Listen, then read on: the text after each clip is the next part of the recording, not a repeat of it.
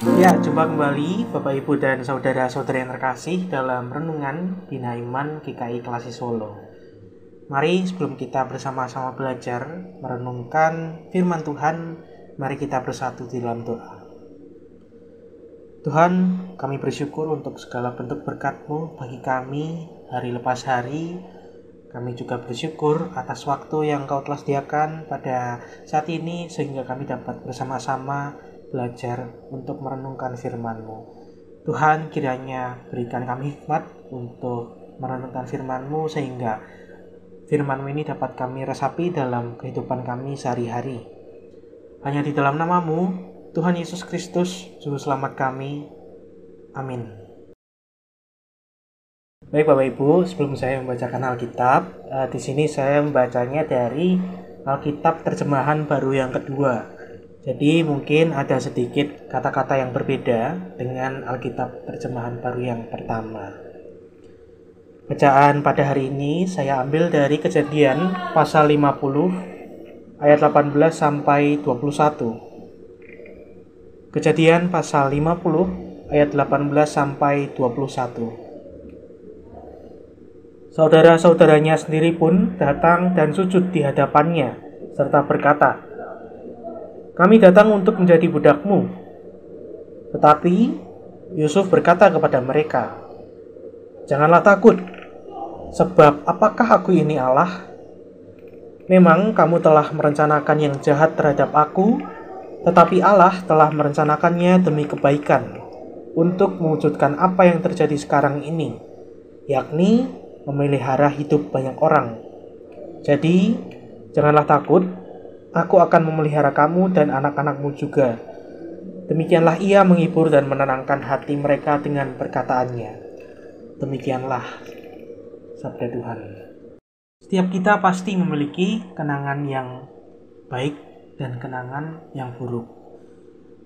Kenangan yang baik ketika kita nostalgia, ketika kita mengingatnya, kita merasa senang, kita merasa gembira, dan kita merasa nyaman untuk mengingatnya kembali. Misalnya, saya dulu waktu SD senang sekali karena dibelikan mainan dinosaurus. Jadi dulu saya itu maniak dinosaurus Bapak Ibu. Bahkan saya sempat membeli buku bahasa Inggris yang gambarnya dinosaurus. Meskipun saya tidak tahu arti yang ada dalam buku itu, tapi saya senang karena saya melihat gambar dinosaurus. Itu kenangan yang baik. Tapi ketika kita mencoba untuk mengingat kenangan yang buruk, kita merasa tidak nyaman dan kita merasa terpuruk ketika mengingatnya kembali. Misalnya masih SD, dulu saya sempat diremehkan oleh guru bahasa Indonesia saya. Jadi waktu itu kami sedang latihan ujian nasional. Saya diremehkan karena dua hal, saudara-saudara. Yang pertama adalah tulisan saya itu jelek, dan yang kedua saya sering menggunakan tipek, jadi terkesan kotor di kertas jawaban saya. Ketika mengingat itu, dulu saya merasa terpuruk. Saya merasa rendah diri, saya merasa tidak pantas untuk masuk ke dalam SMP yang saya tuju, di mana itu merupakan SMP yang favorit. Jadi saya merasa tidak pantas. Nah, saudara-saudara, tanpa disadari, kita terperangkap masa lalu, sama seperti saya. Kita kerap membiarkan masa lalu yang buruk itu membelenggu kehidupan kita, sehingga kita merasa terbebani. Beban-beban tersebut misalnya adalah amarah, dendam, ataupun kecewa, dan hal tersebut bisa kita sebut sebagai luka batin yang kalau bisa dibiarkan bisa membahayakan bagi proses kehidupan kita. Nah, saudara-saudara, berbicara tentang luka batin, kita akan bersama-sama untuk belajar tentang berdamai dengan luka batin, yakni dalam pengalaman Yusuf. Seperti yang kita tahu, Yusuf memiliki luka batin karena ia dibuang saudara-saudaranya, ia dijual, bahkan ia dimasukkan penjara, ia difitnah oleh majikannya dan sebagainya. Kita akan melihat bagaimana pengalaman Yusuf ini dapat berdamai dengan masa lalunya, dengan luka batinnya. Tapi yang perlu kita ingat adalah berdamai dengan luka batin tidak seperti membalikkan tangan ataupun dapat dilakukan dengan mudah. Pasti sulit, tapi bukan berarti tidak bisa. Maka dari itu, kita dapat melihatnya dari pengalaman Yusuf. Mungkin kita bertanya-tanya, mengapa Yusuf bisa berdamai dengan masa lalunya? Kita dapat melihatnya dari tokoh Yusuf ini dari dua hal. Yang pertama adalah tidak menghakimi masa lalu karena tidak berguna. Kita dapat melihat penggalan yang sudah kita baca tadi dalam ayat 19. Tetapi Yusuf berkata kepada mereka, "Janganlah takut, sebab apakah aku ini Allah?" Nah, perkataan yang dilontarkan Yusuf ini merupakan hasil positif ketika Yusuf berdamai dengan masa lalunya. Mereka yang belum berdamai dengan masa lalu adalah mereka yang menghakimi dirinya sendiri dan mereka yang menghakimi diri orang lain, ataupun mereka yang terus berpikiran negatif dalam diri sendiri maupun dengan orang lain. Poin yang kedua adalah rendah hati.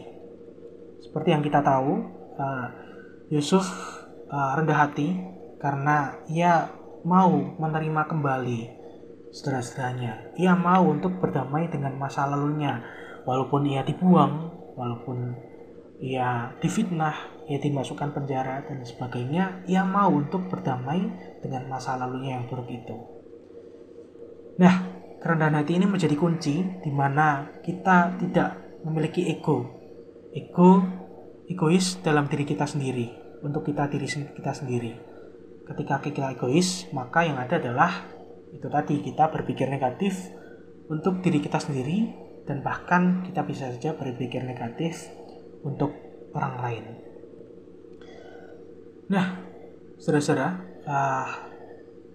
dua hal tadi menjadi poin yang penting bagaimana kita bisa belajar dari Yusuf ketika ia mampu untuk berdamai dengan dirinya sendiri. Memang setiap kita memiliki kenangan yang baik dan setiap kita pasti memiliki kenangan yang buruk.